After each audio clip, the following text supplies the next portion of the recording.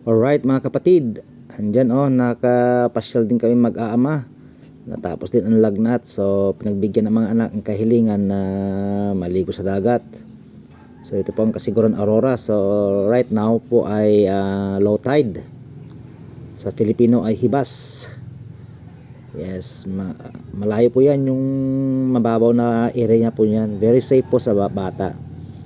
Yan, dyan yung mga lambat. So ito po ay peninsula, ito Kasiguran Peninsula. Napalibutan po ng naglalakihang bundok. So dito po nagtatago ang mga malalaking barko, international ships. Yes, cargo ships, ganun, mga tanker kapag may sakuna or bagyo. Yun yung bunso ko. Yun yung mga malalaking barko, yung dalawang yun.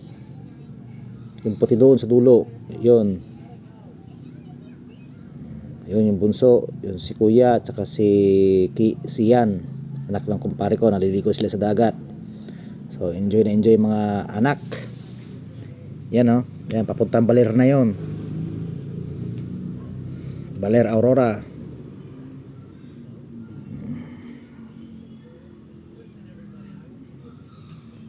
Kalmado po dito, wala pong gaanong malalaking alon. So alright, salamat po. Tinuro ko lang po kayo dito sa Kasiguran. Salamat.